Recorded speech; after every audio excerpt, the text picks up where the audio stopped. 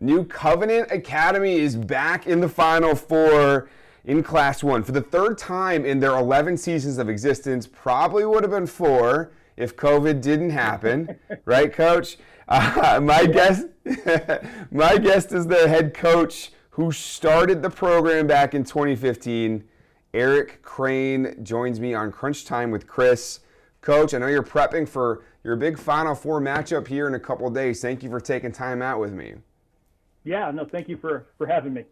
Absolutely. 12:15 start time coming up for you guys. A 17-6 season.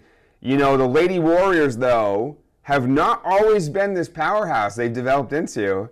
When you started the program, your first year, winless season, 0-19, but by year 5, you were back here. Can you bring us back to kind of when the program started, what it was like starting that program, and especially that tough first year for you? Yeah, it was, we had a bunch of, and this is what we do with every single year, is we end up having just athletes that come out for NCAA soccer on the girls' side. And so that first year, we had basketball players, volleyball players, and so just athletes that just enjoyed being out there with each other playing.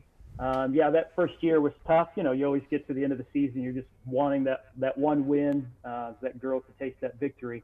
But something I'm always reminding the teams now is that think about that first season 11 years ago, and the ones that put this program together that didn't get a win. We go out there every single day, we fight hard, and that we need to keep that first team in mind because they're the ones that battled for us to get where we're at now.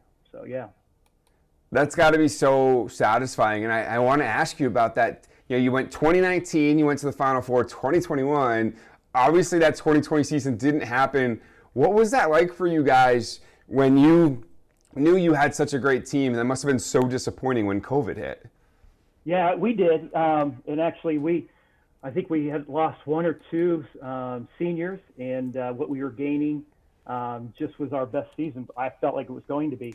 So it was every single day waking up, getting on Zoom calls with the players, keeping them motivated, letting them know, hey, this is what we're trying to do. There's just some unanswered questions here, and just stay motivated. And it was the weird part because Misha allowed us to have practices. So we're on the phone. I'm watching all the kids on my Zoom, on my phone and stuff as they're doing their running, getting their practices in. So if it was opening them back up, we would at least be in shape, those types of things. So it was every single day. And then that last Zoom call we had was just it was hard looking at these girls, knowing that they put the years in before, especially our seniors. So we did a lot of things for our seniors that year to try to make them feel special for the just unforeseen situation that was going on with the COVID situations.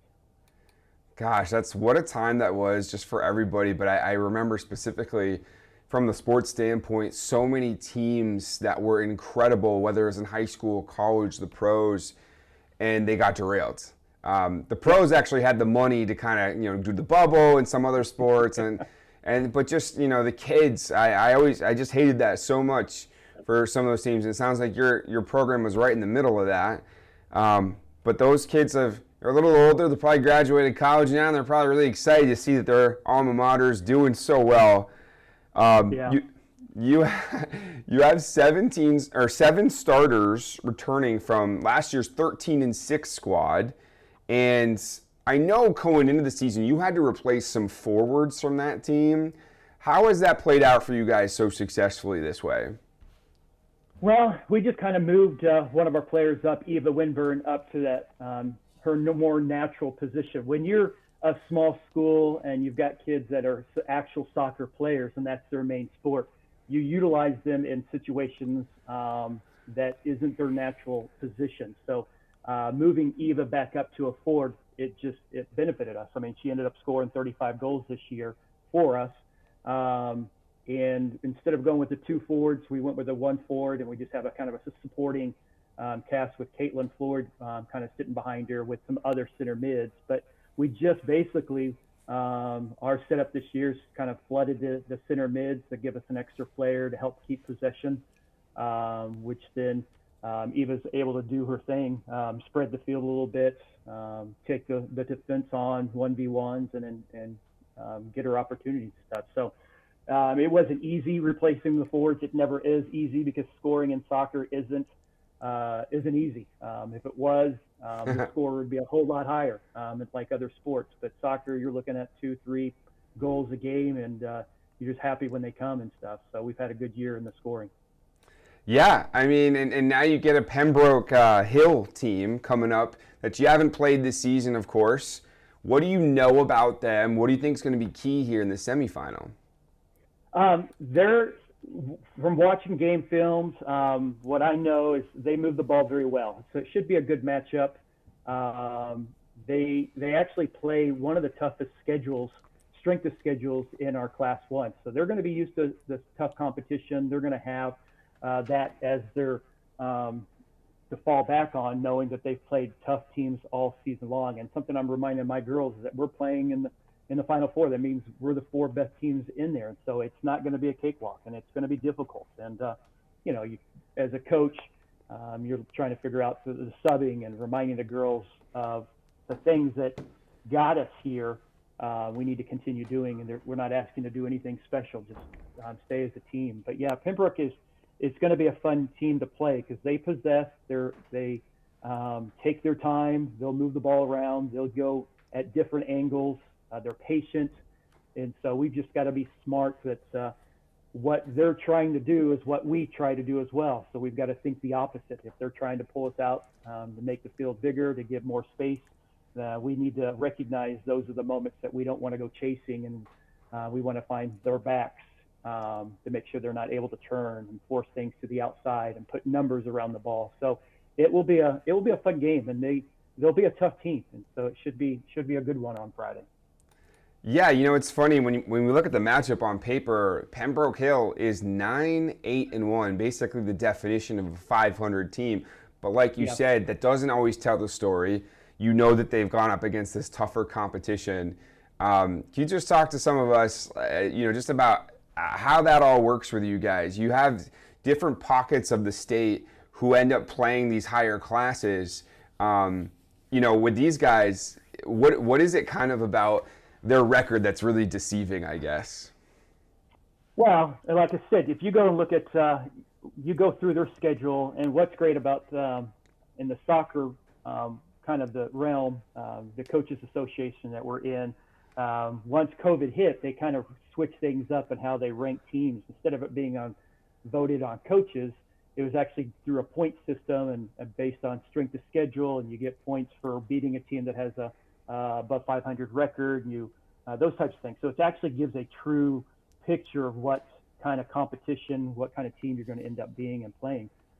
Just because you're ranked, 4th, 5th, or 6th of the state, that strength of schedule makes a big difference. Right. Going into a team, just reminding your team that you've played tougher teams, and so we've matched up well. We've done well. Don't go intimidated, but yeah, it's difficult being a small school and how it's all set up, because really Class 1 this year, which is a little different. It's been 6 years since we've been in Class 1. We've been up in Class 2 playing the bigger schools, Rogersville, Bolivar, all those types of schools in their district, where there was 5, 6 teams in the district, and you had your sectionals and all that kind of stuff. This year there was only 4 districts, and each district pretty much had 10 teams. So you actually had that extra game before.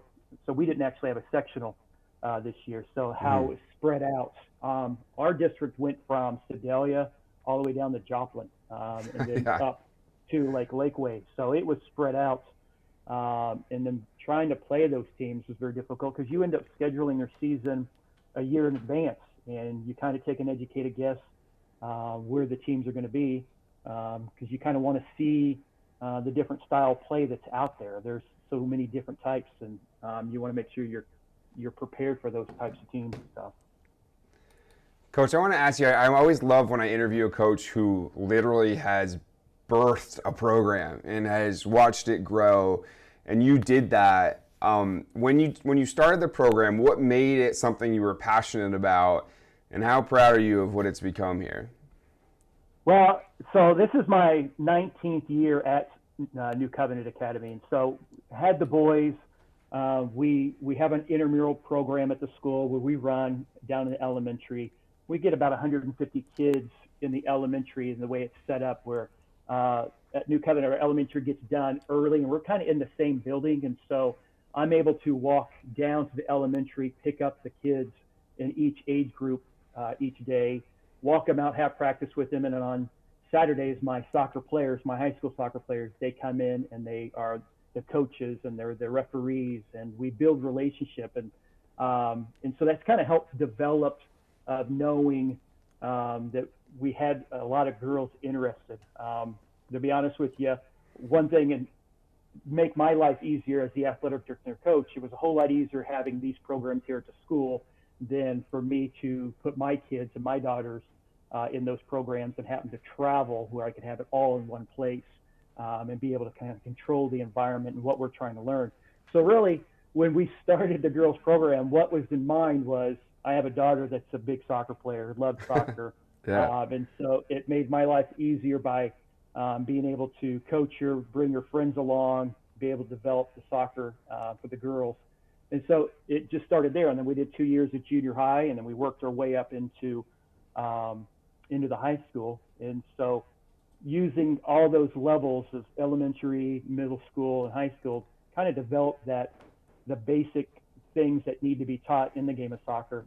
I really feel soccer teaches so much in all the other sports.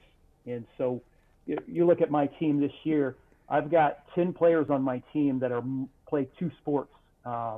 And so either from basketball, volleyball, softball, and then soccer. And then I've got 4 girls that play 3 sports, from volleyball, softball, swimming, basketball, and then into soccer. So what I'm trying to do is develop those players, not just for soccer, but to try to let them know that you could take the things that we've learned and put it back into the program that's their sport.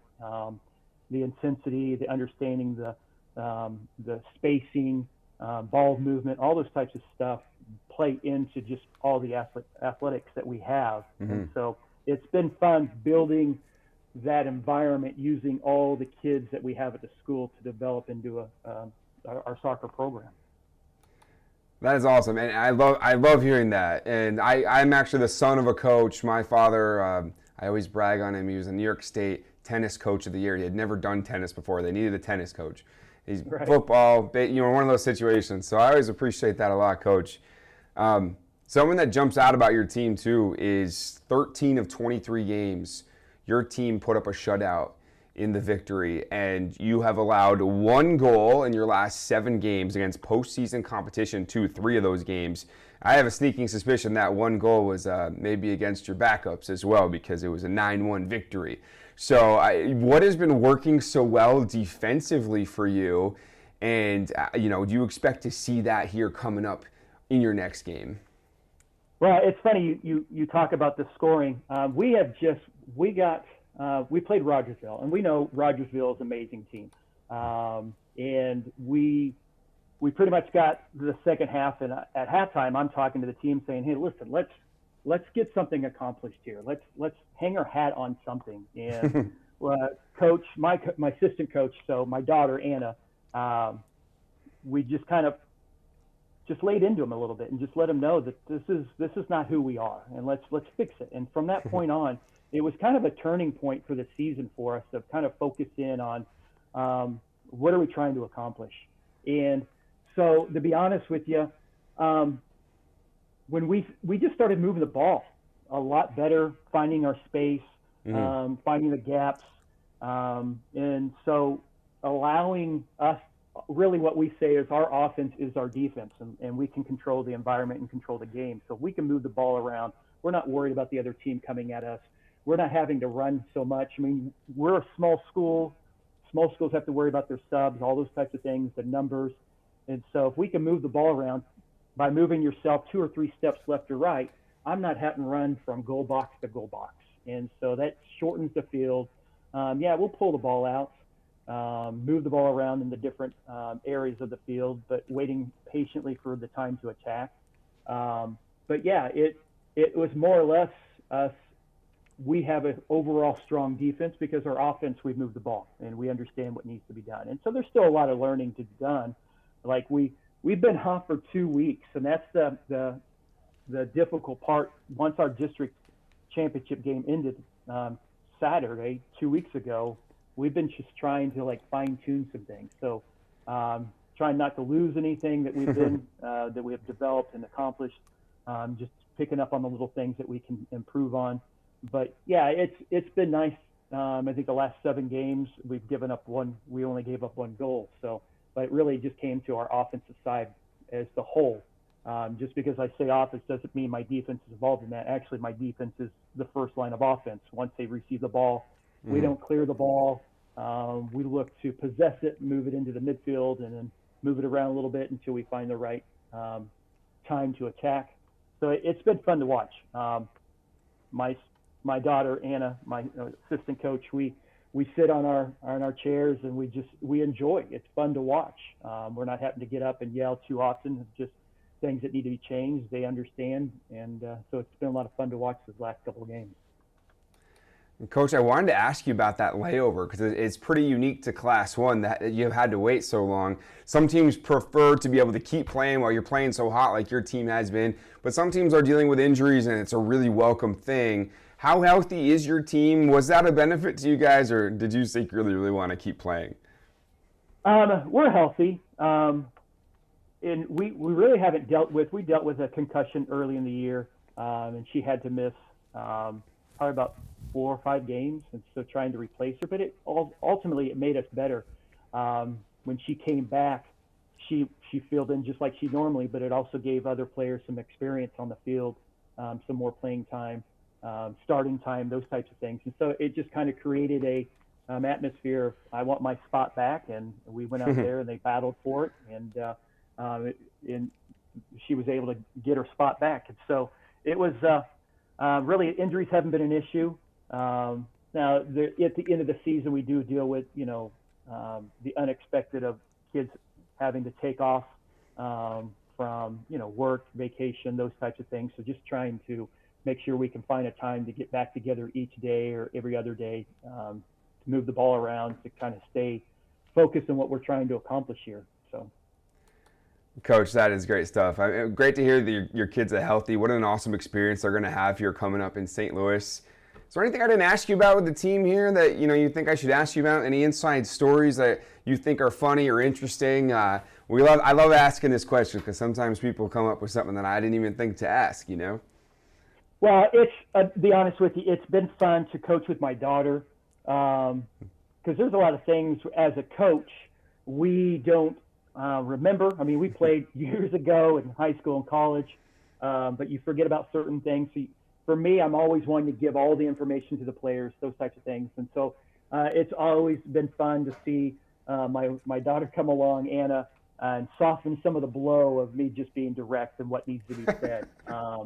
And so, at times you play that good cop, bad cop, but she's done a great job of understanding where I'm coming from. I mean, I've coached her pretty much her whole career until she moved on and played some high-level club ball, and that was allowed me to kind of sit back and enjoy watching her on the sideline. But high school, junior high, I've been on the sideline, and so she's been able to help in that situation.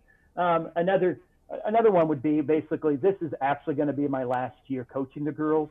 Wow. I got to talk to them last week. There's always that balance trying to find the right time, and it's just that time. Like I said, I've been at New Covenant. I'm staying here as the athletic director, and I'll do one more season with the boys. But just with my oldest daughter graduating from college, my youngest one is graduating from high school, so they're both going to be leaving the house, and it's just going to be my wife and I at home. And if you know anything about, and like you said, your dad was a coach, we're busy as coaches. Yeah. People don't understand all the little things that we do. We replay games in our head. How can we make this better? How can I help make this player better? And so it's a constant grind every day.